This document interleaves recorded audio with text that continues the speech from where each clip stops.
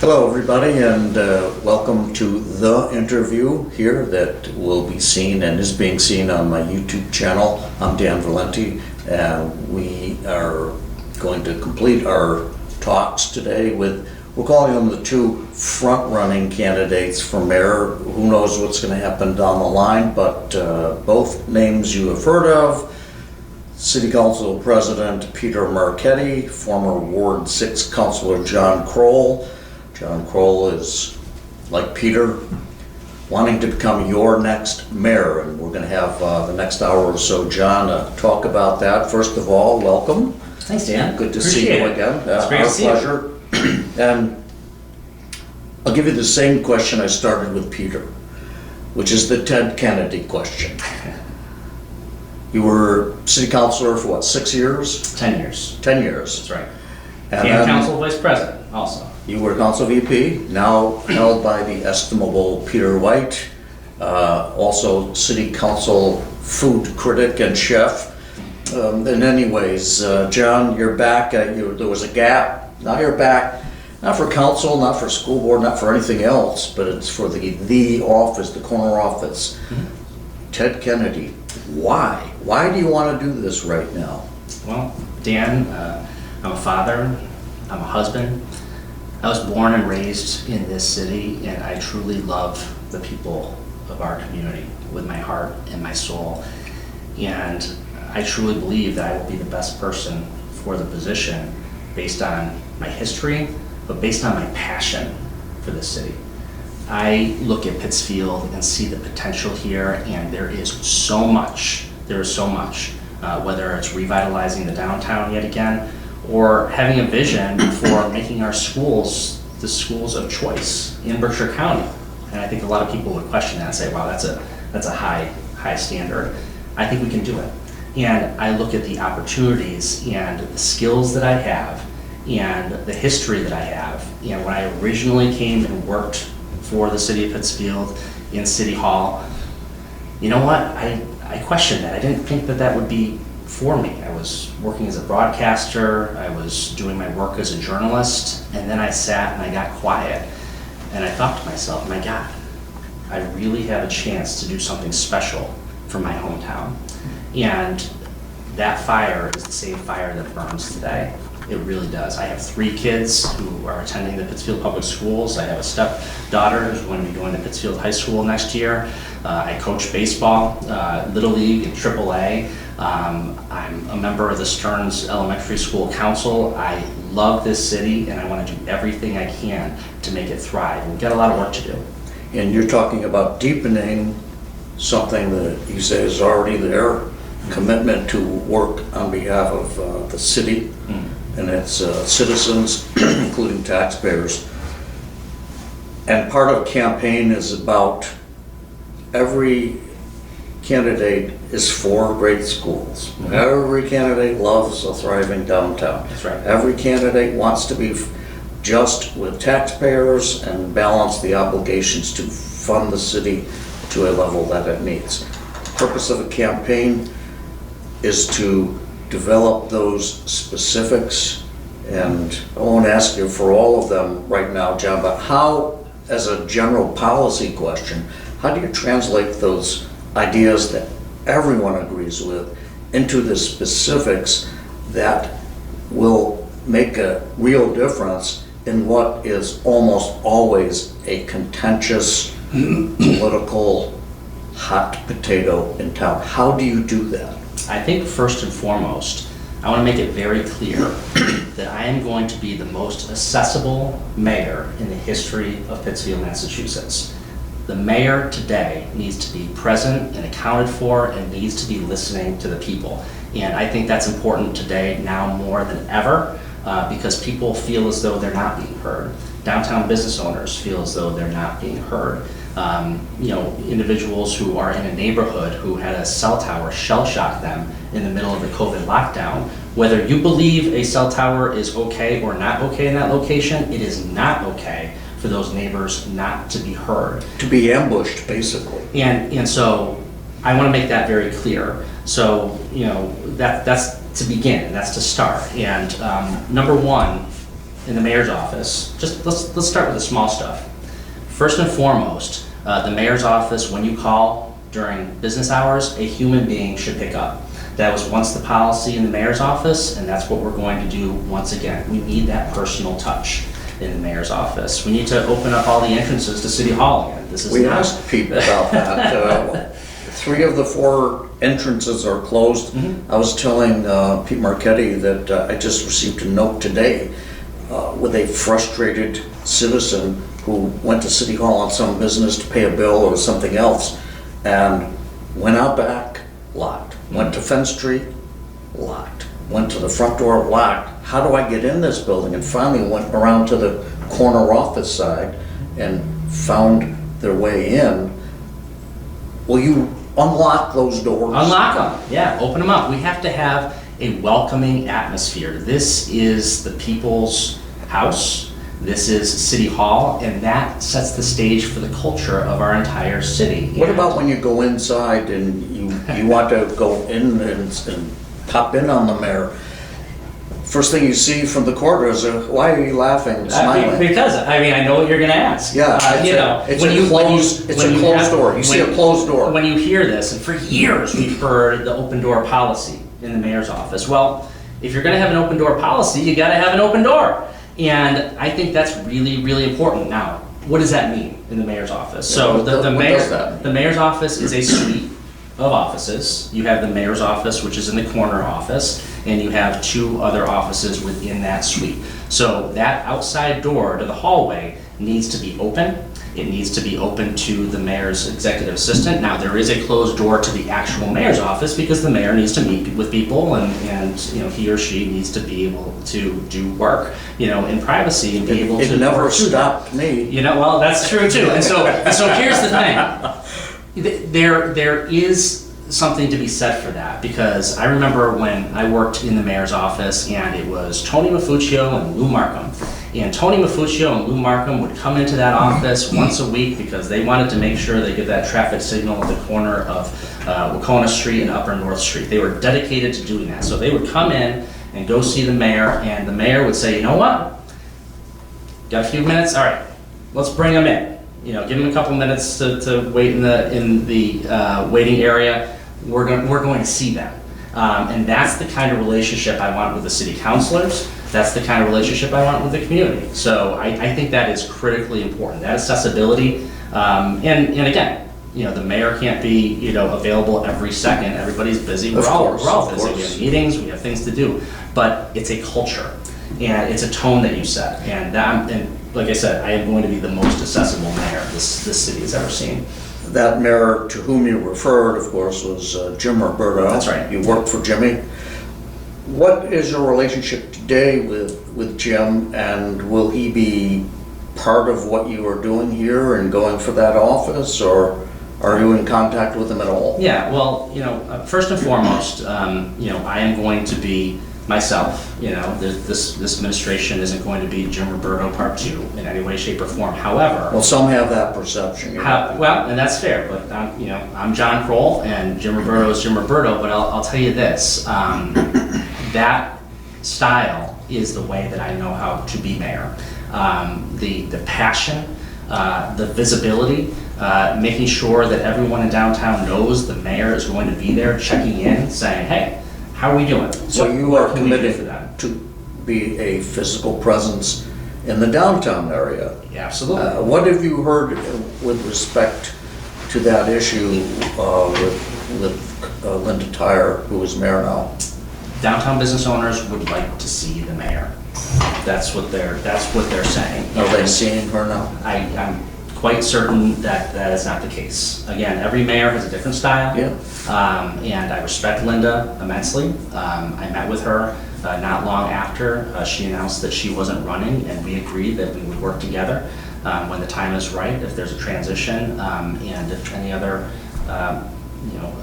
important issues come up. But yeah, I think there's a different style there.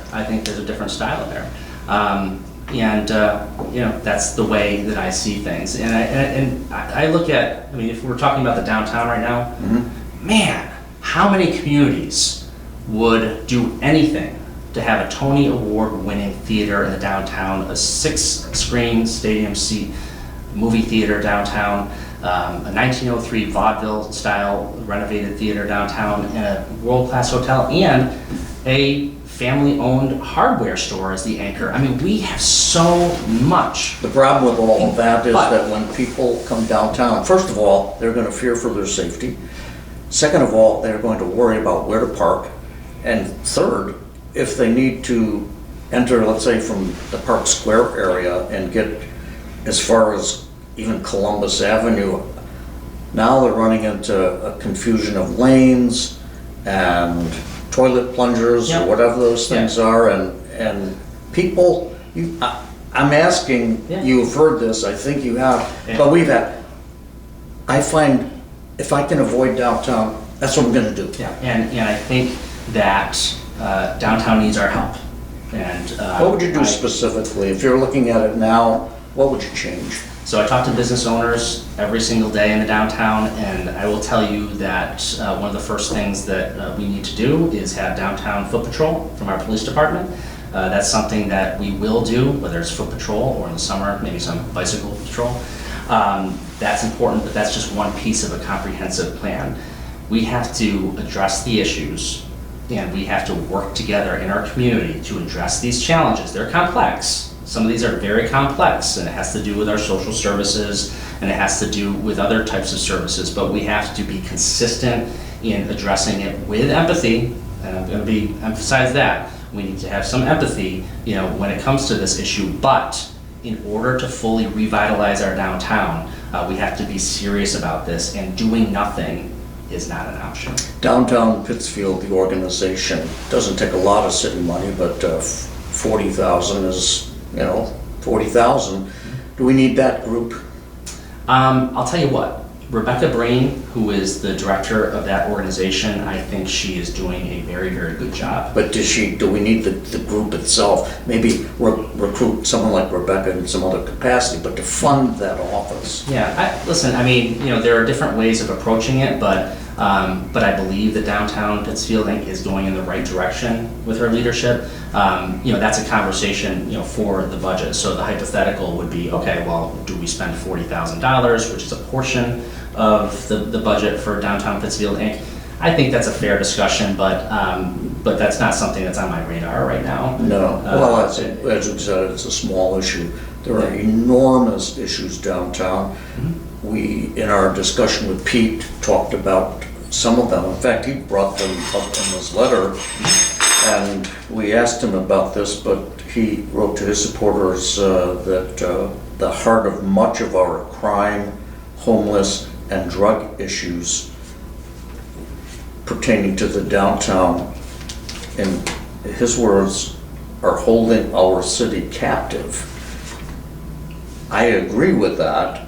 The question is, how do we liberate the good, honest people to want to come down by beating back the influence of gangs and drugs and homelessness and panhandling and all of the other issues that make people feel like they want to avoid Center City. I mean, and I would wonder why you want to project that we're being held captive. We're not being held captive. What we're seeing is a lack of action that can be taken, and that's what I mean when I talk about a consistent effort. Having foot patrol in the downtown and being able to have an officer who, and again, we're not asking officers to be social workers. Make no mistake about it.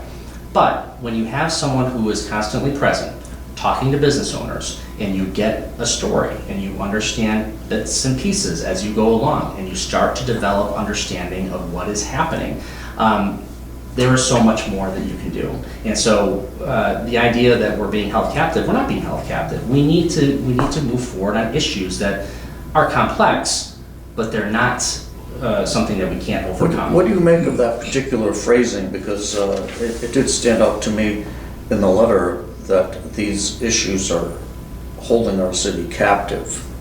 Yeah, that's just that's not the way I approach things. Okay, do we have the manpower? Cops on pounding the beat sounds good. Is there the manpower to do that? Absolutely. I think we have to be creative with the force that we have. I think we also have to recognize that the 1 mile or so of North Street isn't just like every other street in Pittsfield. You know, I think sometimes you hear that. It's special.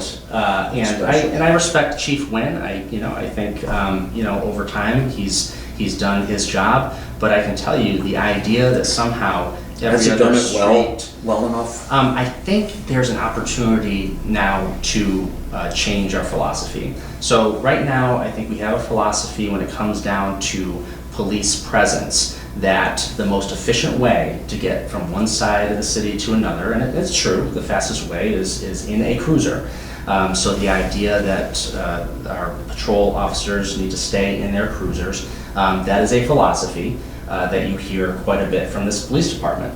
But when you talk to members of the West Side Neighborhood Initiative, and I know the West Side Initiative is not currently meeting right now, but you hear from individuals there or downtown Pittsfield, or you would like to see the officers being more involved. I believe in community policing, and I would like to get back to that. And I think we do have the resources within our department, if we're creative, that we can do more of that. There are not just patrol people, but again, we have lieutenants and captains and sergeants. Does creative mean fewer chiefs and more Indians? I think what that means, I wouldn't use that term. What I think what that means is looking at, we're in 2023, and there are a lot of ways for people to do their work, not necessarily sitting behind a desk. And I think having the ability for more officers to be out in our community in a variety of ways is helpful, and especially in the downtown. So when you're having those conversations with the business owners, and the business owner indicates, oh, there's graffiti I see there that just showed up yesterday, and then the next business owner or the next stakeholder in downtown says, oh, I see this. You start to put things together, and you start to have conversations. And also, it's another set of eyes and ears on the ground that can be helpful understanding what's happening. So I do believe the foot patrol is really important, but it's just one piece. It's just one piece of the entire picture. And again, we have to deal with it with empathy and compassion, and recognize that all of our social services and all our community has to get together to address these issues. How would Mayor John Krol deal early on, upon taking the office, with department heads?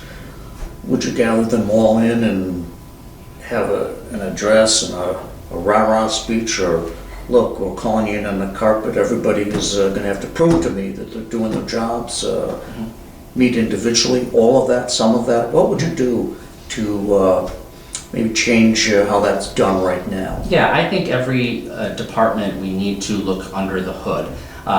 Will you do that? Absolutely, absolutely. I think that's critically important. Clearly, as far as your time and energy, you have to start with some before others. I think what we're going to do is have a comprehensive approach to understand, hey, these are the standards that we're going to have from an HR and personnel perspective and reporting perspective.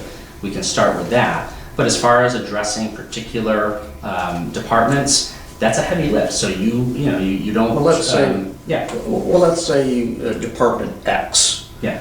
And you looked at Department X and you realized, no, job's not getting done. We need somebody new. How would you do that? Well, that again, I don't talk about personnel issues. Well, we're not talking about. We're just talking in general. If someone was clearly not doing the job, and I'm not saying that's the case or not, but if you found that was the case, would you have a problem making what might be an unpopular political decision and saying we need better performance? Yes, I think it's very clear, and anything that you do, if it's unpopular or otherwise, it's important to make the case. I think when you make changes, and that's not necessarily personnel changes, but it can be also structural changes to particular departments. Would department heads have to basically make their case to you? Or do you have enough information right now to kind of know what's what and who's who. Yeah, I think we'll go through a process for every department. Would you do that with Ricardo Morales? You know, like I said, I won't talk about personnel issues, but I think here's the thing. The mayor needs to be the leader of the city. And in any case, I think where proper mentorship and training is required, we have to do that. And so I would never suggest that we're going to do one thing or another before I get in there and see what's happening. In that particular department, I feel as though it's important to bring in a consultant for that particular department because there was a time in the city of Pittsfield where our public services was doing very, very well. And I was a city councilor at the time. You may remember this. John Barrett III was brought in as a consultant. I sure do, because I remember he took over your office, the city councilor's office. And I'll tell you what, and it didn't matter whether you were driving a yellow truck, a blue truck, a green truck, a white truck. Yep. It was about working together and prioritizing the services that we needed to address. So for example, if it's He made the trains run on time. That's right. And for example, if it's pothole season, we got to up the ante. Which it is right now. It is right now. So those are the kinds of things. And I'll be very clear. I am no expert in paving a road or filling a pothole or anything like that, but it's the mayor's job to put the people in place who know that and can then also put people in a situation where we can have the proper training and mentorship and understand how do we allocate resources in the right way. So, would you bring open to bringing John Barrett in to talk about it? I think he has a job. I think he does. But would I guess he does. He's a state rep, I think. That's sort of a job. Would I be open? Of course I would. I respect John Barrett immensely, JB3. I respect him immensely. We've had a long history. I was a journalist back in North Adams a long, long time ago, and at that time we didn't always see things eye to eye. But no one saw eye to eye when he was mayor of North Adams. But you know, I think there is a level of respect there. So you know, that would be something that certainly at least a conversation. Listen, I've reached out to John Barrett already. I have reached out to many people because when it comes down to it, you don't have all the answers. And the mayor doesn't have all the answers. No one does. But it's the mayor's job to find those and be able to put people in place that can do the job. Well, John Krol, let's stay downtown for the moment. Mm-hmm. And now we've got a petition that was put forward. Do you want to keep or get rid of the bike lanes? It came back from the city solicitor, having been amended by Councilor Warren to frame the question, do you want to go to 4 lanes, revert back to 4 lanes on North Street, or no? All of the confusion. What is your view on, first of all, that process of confusion? Second of all, how are you seeing downtown in your mind as you want it to be? So the first question, the first part of the question was the confusion that developed over a full month. Yeah, and I think that confusion was an extension of the beginning of this entire process. How did you view that though when it was happening? Were you just like shaking your head or just early on when the like were put it should be straightforward. You want a petition and you word it and it comes back and it's the same thing and so we're talking about 2 different things. I want to go back to the very beginning because when those bike lanes went in, the downtown stakeholders were blindsided. Mm-hmm. They feel as though that they were not brought into the process, and I do think that it would have looked different from the beginning if business owners and other stakeholders in downtown were involved. You know what? I think the first stakeholder are the citizens of Pittsfield. Absolutely, sure. In that, before anybody else, because you've heard the complaints as well as I have that to go from Park Square to the end is a nightmare.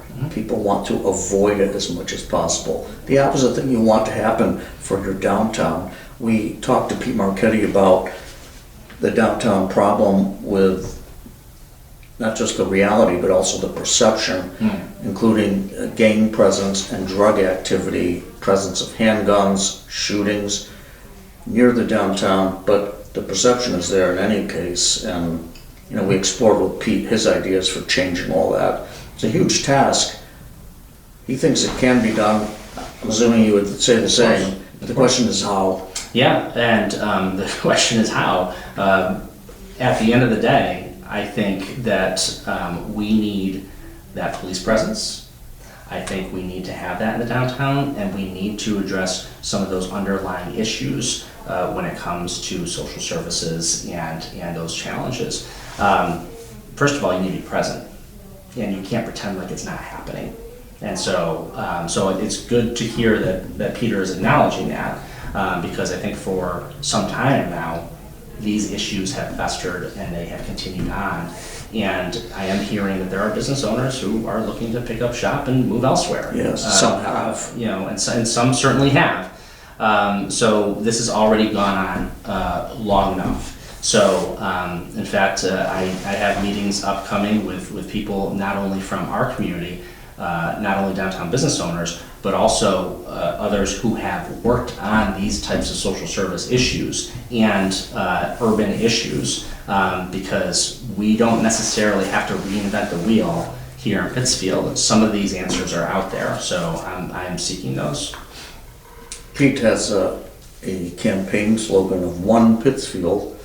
Do you have a slogan or something that encapsulates your vision? Yeah. Do you have a marketing tag yet? I'm going to let my actions speak for themselves. Yeah, certainly we'll develop something along those lines, I'm sure. But number one is accessibility. Number two is innovation. And number three is we need to do this together. I noticed on your website, in terms of open policy, it's something we've talked about off camera many times, but the press being accessible. And I noticed that you committed, and for our cameras, those who don't know, you've committed to a weekly press conference. Absolutely. For maybe a Friday or whatever day.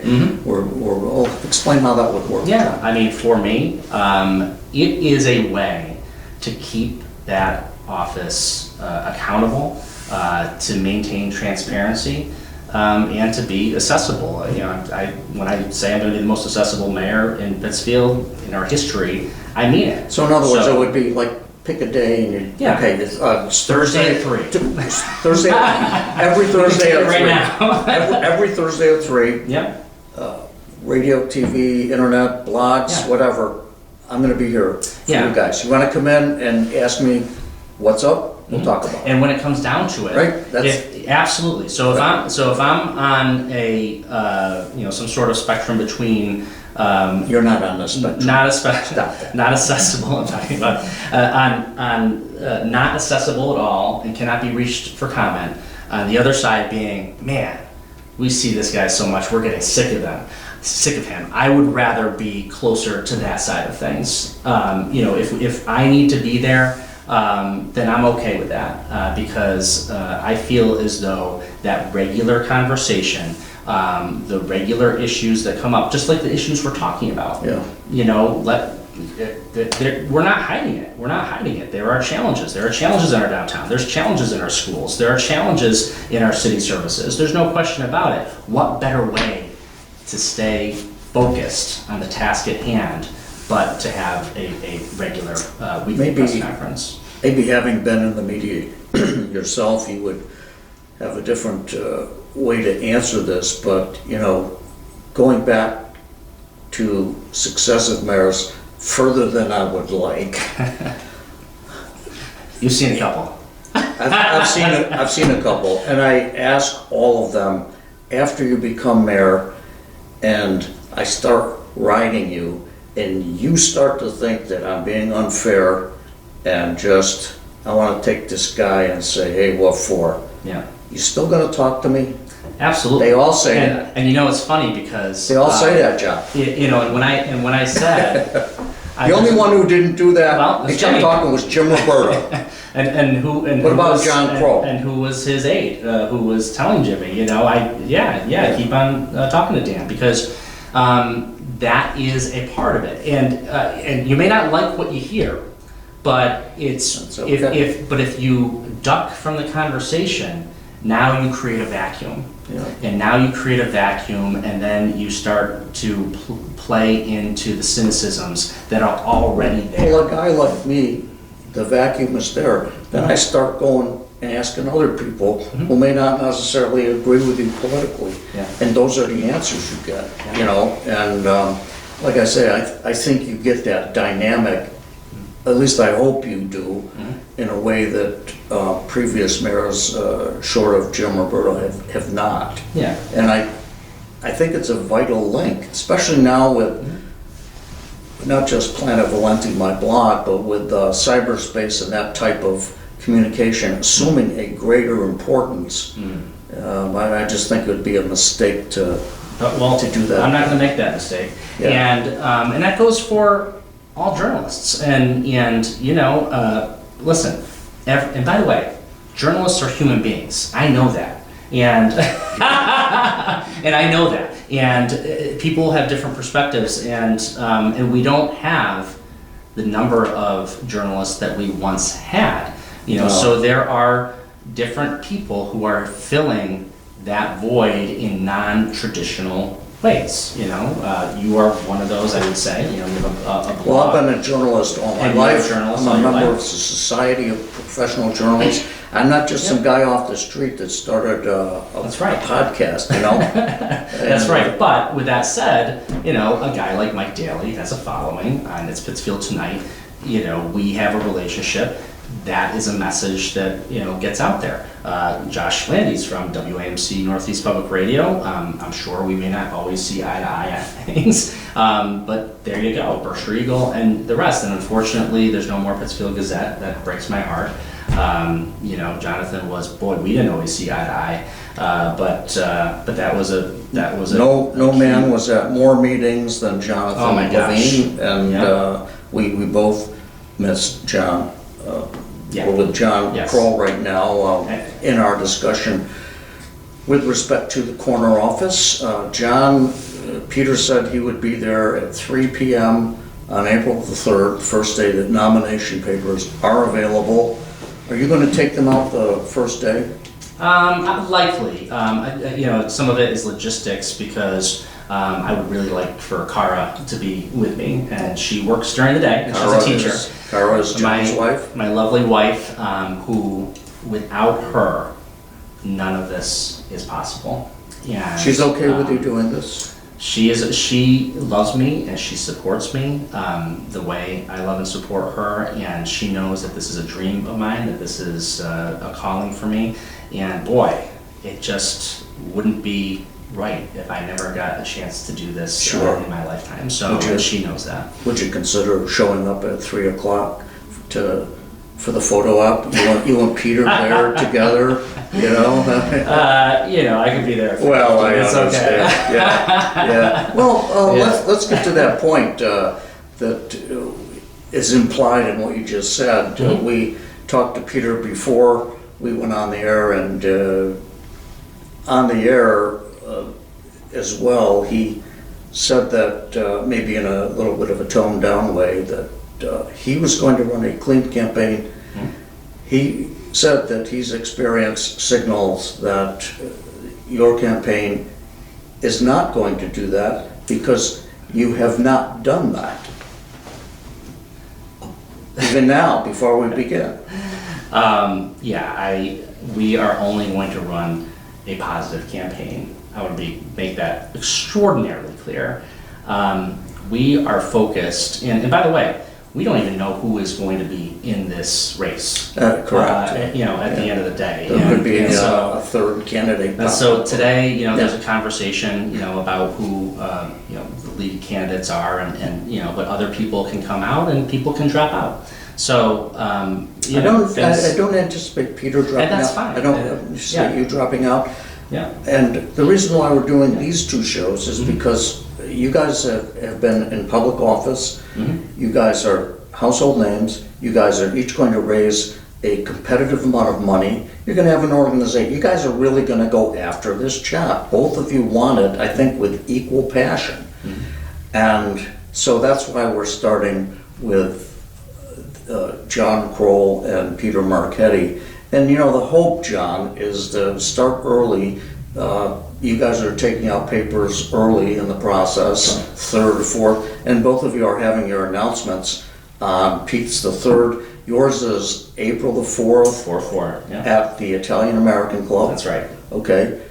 And we hope by doing this early, we can just start to generate some curiosity and exposure with the intention that, you know, people are eventually going to come to the voting booth with some notion of what these particular two stand for. Now, you've mentioned contrast between you and Peter. How would you assess the differences when it comes down to if it's only this choice, or even if there's others in there?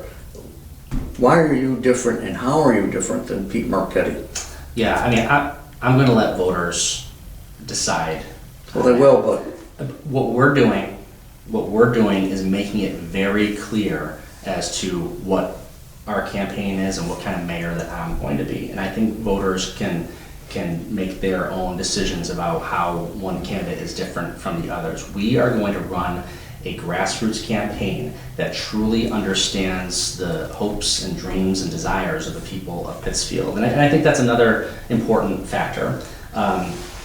There is no question, and I've been around a few mayor's races and some other races, and I'm quite certain there will be no other mayor's race in particular that will see the kind of grassroots effort that we have in this campaign. it's funny you use that expression because that's what Pete said. Yeah. That he's going to run a grassroots. Well- How many grassroots are there? Well, let me tell you something. Let me tell you what grassroots means, because I am going to be knocking on doors in a very assertive way. That's the only way I know how to campaign, because honestly, what are we doing this for? What are we doing this for? It is about the people. A city is a series of streets and roads and departments and buildings and services and infrastructure. But what is any of that worth if it's not about the people? So we are going to be very assertive in canvassing and having conversations. And when we knock on those doors, we're having conversations. And we're going to be in people's homes and in the neighborhoods, with what we call house parties, coffees, getting a clear understanding, because every time you knock on doors, you get a snapshot. It's like a daily poll. And if you're going to be representative of the people, the value of that campaign is very much that. Pete said that his website is about to open up. I don't know if it's going to be on April 3rd, but early. Yours is already up. We allowed Pete to plug yours is if people want to contact John Krol, either for a question or to get involved or what, where do they reach you online? Well, it's krolforpittsfield.com. For FOR? FOR, that's Okay. right. The I'm easy thinking way. back to Ward 4. I know. That was very effective. But this one is FOR. We didn't want to confuse people. So Krol, FOR, Pittsfield.com, krolforpittsfield.com. And also John Krol for Mayor Pittsfield is the Facebook page. We're just building that. That's in the very early stages. If folks shoot a question to you online, would you personally Of course. answer it? Of course. Okay. And so, we have a whole team. We have a whole team managing social media. But I'm also supporting the management of the social media, so when questions come in, I will be seeing that personally. When a question comes into our website, and we have a form on the website, both for people to RSVP to the event on Tuesday night, but also for questions and for individuals who would like to volunteer. We're getting a lot of emails coming in from people who are looking to volunteer. I want to tell you, Dan, one of the things that I found early on, which is really, really exciting, is that there are many people who are looking to volunteer for our campaign who have never been involved in politics before. which is amazing. Sometimes they're artists, sometimes they're maybe young professionals. We have someone who's working on our campaign who is working in social media, and she's a 21-year-old, and she's going to have the very best experience for a resume you can possibly imagine. She's being mentored by Caitlin Pierce, who has her own social media company, and she's a member of our committee. We have Mary McGinnis, who is the founder and heart and soul behind the First Friday Art Walk. And makes a rad cheesecake. yeah, she makes a rad cheesecake. Yeah, well, carrot cake is her specialty. But what I'll say is, the day after the kickoff, we are planning a trip to Lowell to go see the Artist Mill project there, and how that has infused energy into the city of Lowell. Kind of best practices. Best practices, because we're seeing the clock tower artists and those individuals who David Carver is building out new space as they expand in the clock tower building.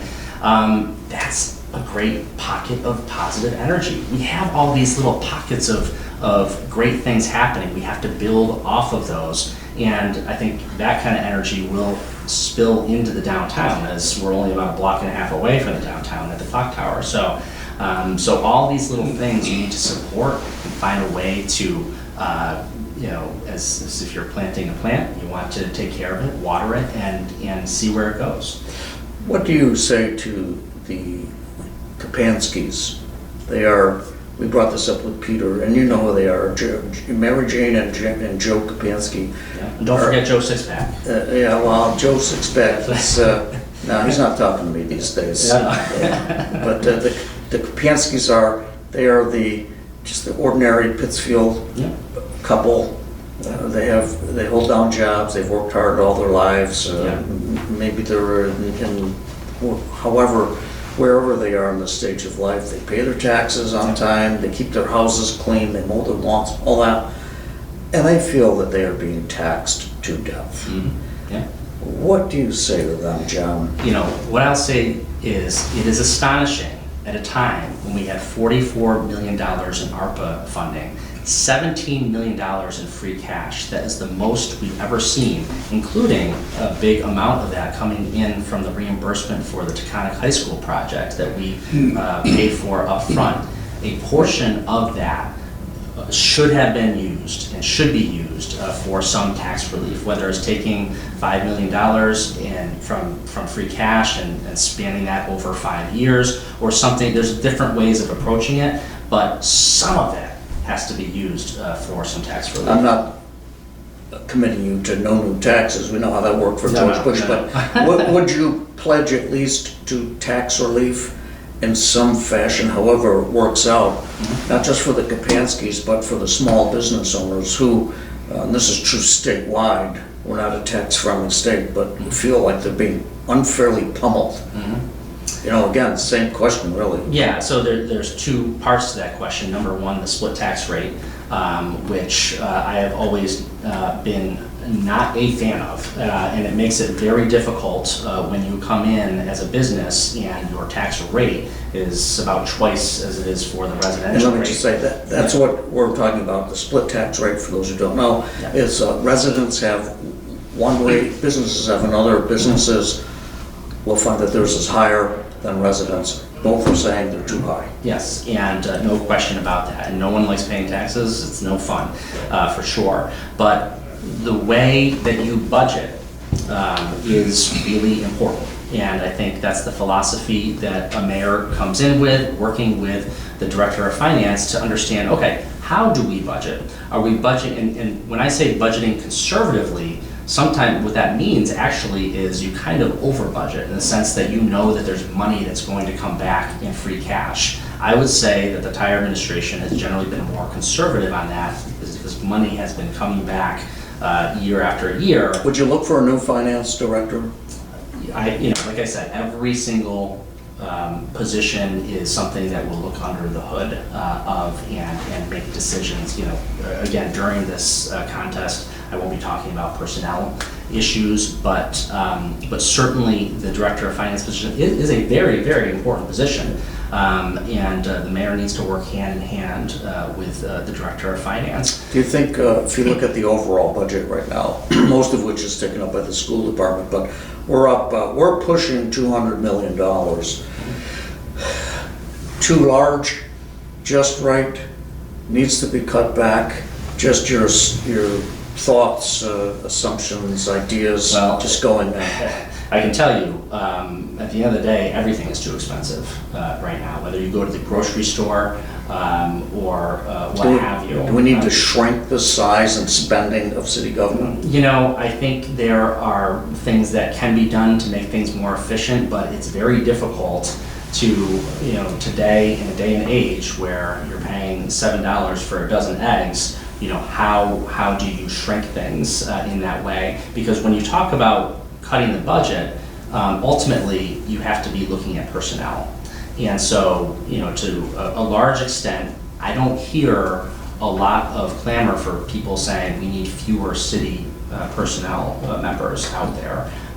You know, whether it's the DPW workers and highway workers on the roads, or a number of teachers in our classrooms, that sort of thing. So that's a very difficult spot to say. I'll push back a little bit there because when I talk to people and officials about schools, we have maybe 5,000 students and 1,500 employees. That's an enormous ratio.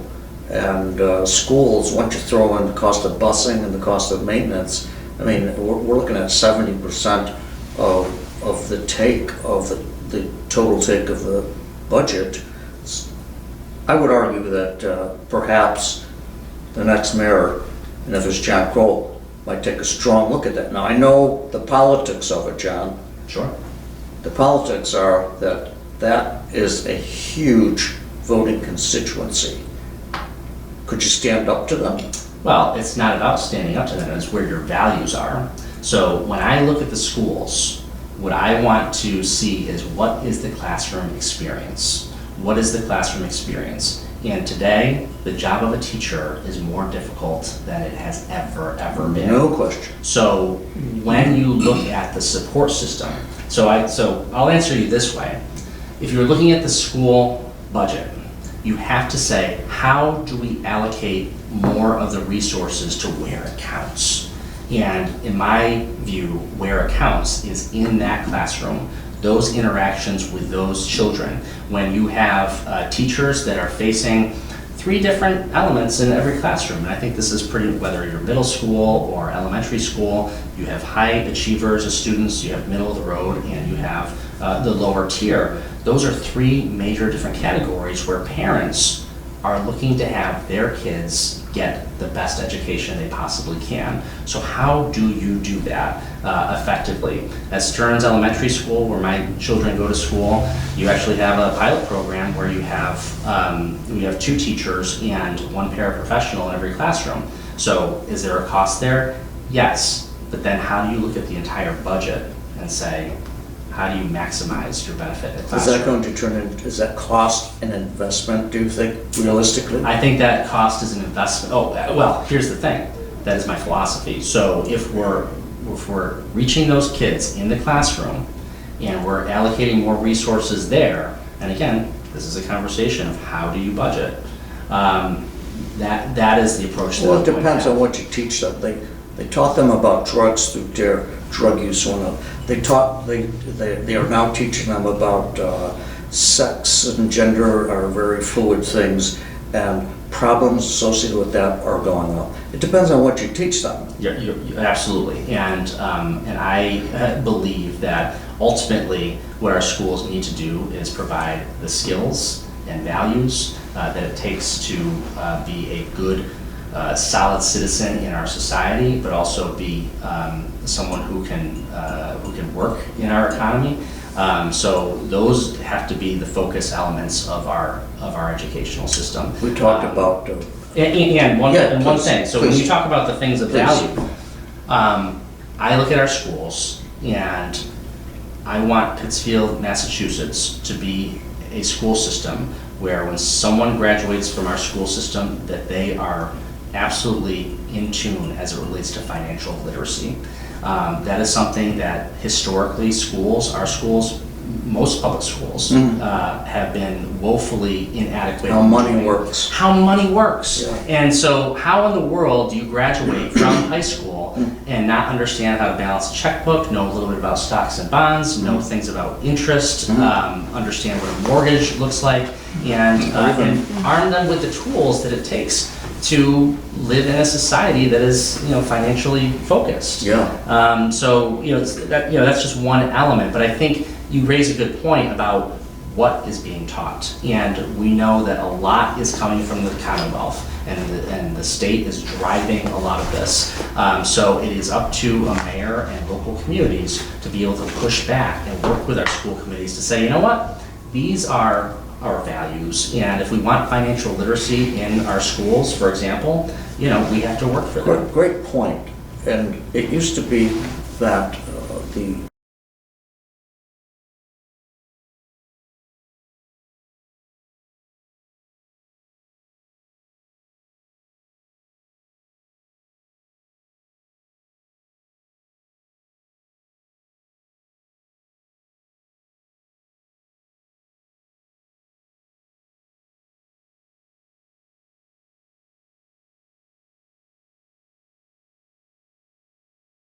school department of any city or town in the state was a local issue. Now, as you say, Department of Education, it gives each district tens of millions of dollars, but with that, it establishes control.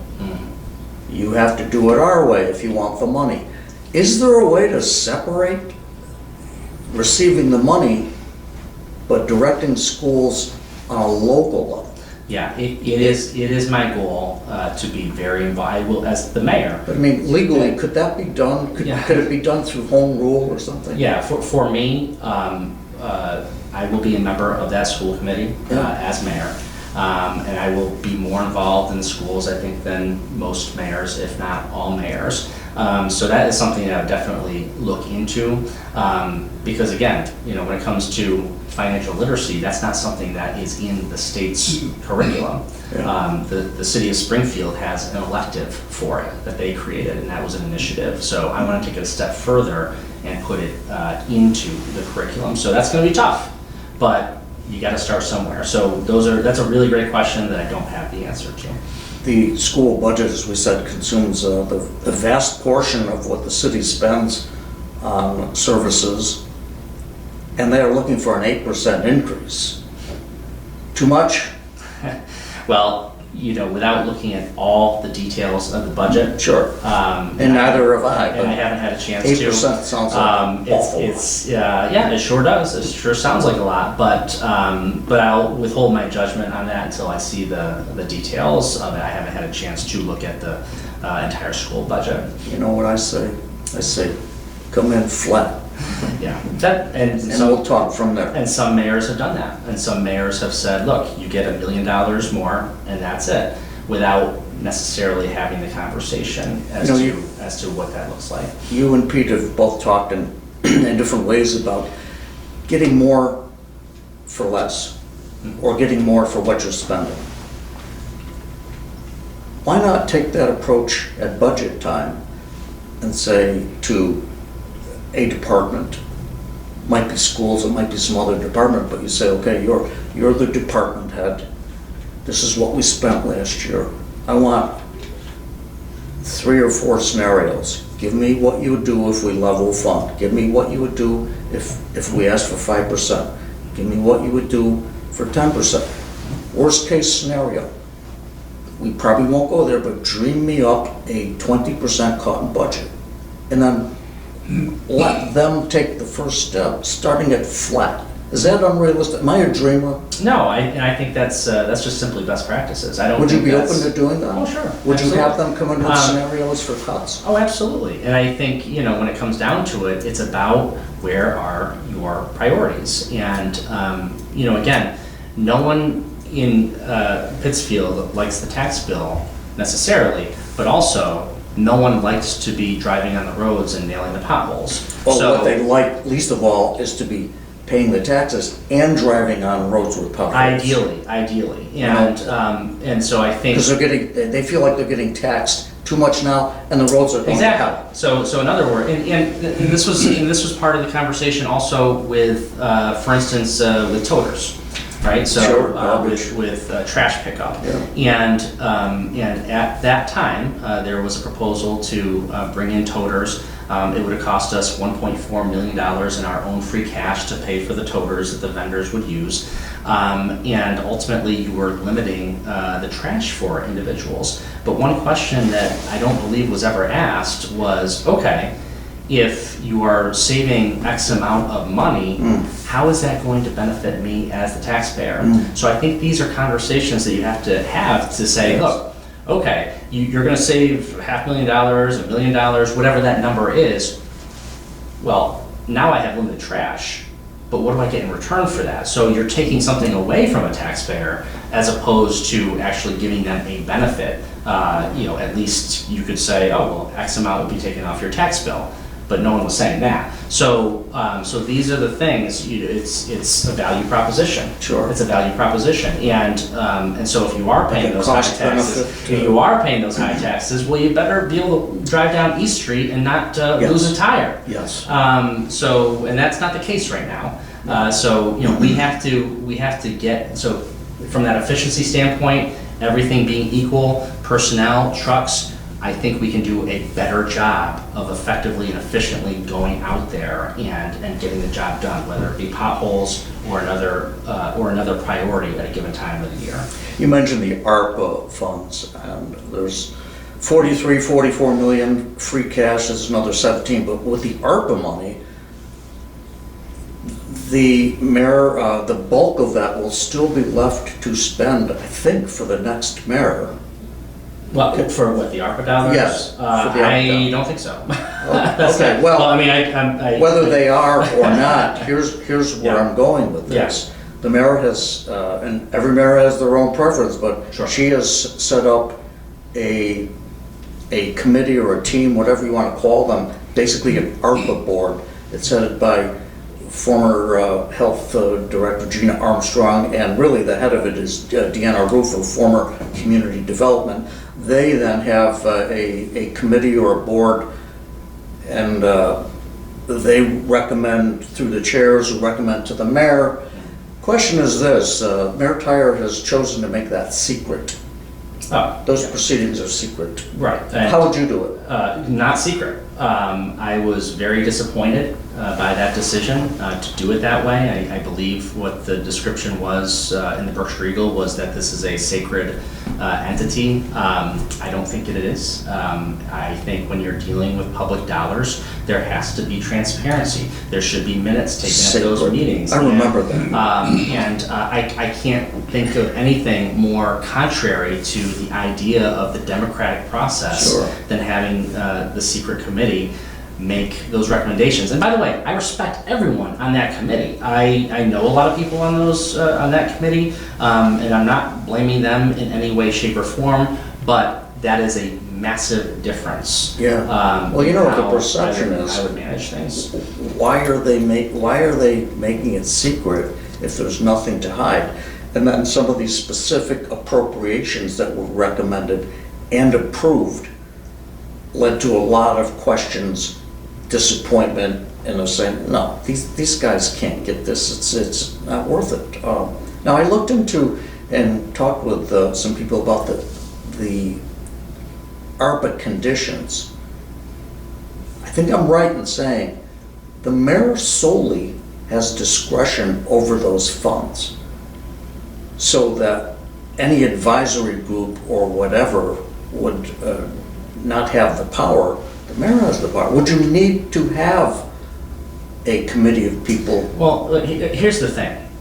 When, and boy, I'll tell you, our good friend Matt Kerwood may be able to tell it more accurately because I know he was a part of this process, but when at the time the GE Economic Development dollars were delivered to the city, the $10 million, there was an extensive process after EV Worldwide walked off with the money. Good heavens. unfortunately. After that, there was a great deal of work done in order to create a whole protocol on how those dollars were spent from that. Yeah, but after that, we had a Workshop Live, we had, Fair enough. we had fair enough. Nuclear. That's, I'm not discounting any of that. But here's the point. Who took the money and ran. Here's the point. There were all these protocols set up within the council rules for that. So, so I believe that, They didn't work. in some cases they didn't, in some cases That's like they the did. school saying, we have an anti-bullying policy. Bullying is out of control. We So, have a right. no nonsense policy with drugs. Ask any kid in middle school, Right. could you get your hands on drugs? I get They it. laugh in your face. That's fair, but in some cases it didn't work, in some cases it did work. So there were cases where Okay. some entities that didn't meet their goals ended up paying the city back. Again, not a perfect system, but there were what they call, as Deanna Roofer would say, she used the term clawbacks. So there was clawbacks in those types of things. But yes, from, as I can see, it looks as if the mayor has sole discretion on those ARPA dollars. There are some counselors who have pushed back against that, including Councilor Warren. It just is a strange thing to think that you could have that amount of money not having a check and balance to it. So, so I'm certainly open to, and again, this is no disrespect to anyone receiving money or even members of that committee, but I am certainly open to doing a forensic audit for the ARPA funding, because I just think that I think we can always, when a new administration comes in, doing a forensic audit. Let me is jump an on this appropriate point. thing. If I'm hearing you correctly, you're saying that as mayor, early on, you will commission an independent outside forensic audit of the ARPA grants and the city's expenditures in-house. Yes, I mean, I certainly will do that. I will certainly look at that. That's my intention. I do not know all the parameters of it, or necessarily all the different vendors that do that, but I am certainly open to it, and would go in that direction. Okay. John, you are going to make your announcement on Tuesday. That's right. You're preaching to the choir, and you've been around politics, or certainly I have, and there's a tendency to want to do that. You want to hear people say that, yeah, you're doing a great idea, you're doing a great job here, and blah, blah, blah. How do you, how will you listen to those outside voices that might want to tell you differently? Yeah, I got to tell you, I've said this quite a bit. I feel like we all have much more in common than otherwise, and that goes, like, look at the national picture. I don't care if you are a gun-toting Republican from Idaho and a liberal from New York City. Those two people have a lot more in common than otherwise. They want to pay their mortgage, they want to have a good upbringing for their kids, they want their kids to go to a good school, they want to have a good life. There's so much more. So when there are individuals who don't necessarily agree with a policy or me, or maybe have a reason that they feel that I'm not the best choice, my view is I would like to sit down and have coffee with you. We can have a conversation. Our community is small enough that that can be done. That can be done. So I am more than open to having those conversations. And sometimes we can agree. Dan, I'm pretty sure we don't agree on everything. In fact, I know we've probably disagreed on a few issues here. Yeah, we have. Today. It's never stopped us. But here we are, and I think that's the kind of spirit that we can have in this city. It's not just for the cameras either, folks. Yeah. And it won't be, regardless of win or lose or whatever. But listening to outside voices again, Pittsfield tends to be insular and parochial in a lot of ways. And let's just acknowledge the reality, there are a lot of personal power cells and fiefdoms and competing interests who are jockeying for position. It's kind of a, in Louisiana they called it swamp politics. Up here, I don't know what we call them, barroom politics, but we're into some kind of politics, and it's not for the faint of heart, Yeah. And I certainly am sure maybe we touched upon it in this interview, but how personal is the campaign going to get? And you've already seen some personal matters brought unfairly to the public. What's your reaction to that sort of thing? Listen, what we're focused on is showing that we love this community, and you know what? Is it hard to take on a personal level for you and your family? You know what? It really isn't, because I think at the end of the day, when you're focused on being a good person, mm-hmm. and when you're focused on providing for your family, mm-hmm. and when you're really focused on trying to raise great sons and stepdaughter, you just don't have time for that kind of stuff. Sure. And for us, and I talk to my committee, and we got a good dozen people on our committee, the conversation is always like along the lines of how do we make this community better? Yeah. And that's it. The late great Peter Arlen's gave me probably, and the late great Mary Flynn and Stockbridge, who were kind of like my two political mentors, both gave me the best piece of of advice I ever heard for being a public figure. Mm-hmm. Seriously, don't chase criticism, because you're sure as hell gonna get it. Yeah. And if you feed it, then it grows. One thing I've heard in the campaign, you probably have too, is John Krol was city councilor for those 10 years. Sure. You were put there, they say, by the mayor and by Roberto. But, well, I worked real hard to get that seat. Yes, I know you Nobody did. got me there other than I know that. me and my family. But it comes down to, how is this John Krol different from the one we remember, if he is? I'll let you answer that, John. Well, it's really, I'll tell you, in life, when time moves on, you follow a winding road, and sometimes it's twisting, and sometimes it turns, and sometimes you get hit a couple times. Yeah. Sometimes you get punched a couple times. Sometimes you land flat on your back. But I think that when you get up and dust yourself off and keep fighting for what you believe in, whether it's your family or your community, or what you just believe is right, that's what shows your true character. So, just like the aging reliever who comes in at 38 years old, and they pull him in the middle of the World Series, and he's got one more go at him. I think it's been said in life, that people love the talent, but the world pays off in character. My ego is on the shelf. There is no ego. I have seen and experienced a great deal in my life now, and you know what? It's just nothing but love right now in my heart, and part of that is this journey, which is a calling to me. It really is. It's something that I've always wanted to do, but the universe has put me in a position, or God has put me in a position where now is the time. So I don't know if that answers your question, but well, it does.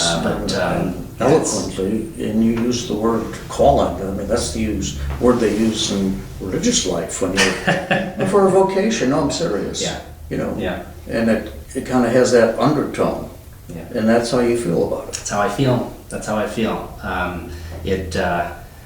Things in life push you in certain ways. Like that day that Jimmy asked me to come work for him. I never thought that I would say yes, but there's always been that push and that pull over time, and so this is the time And I'm ready.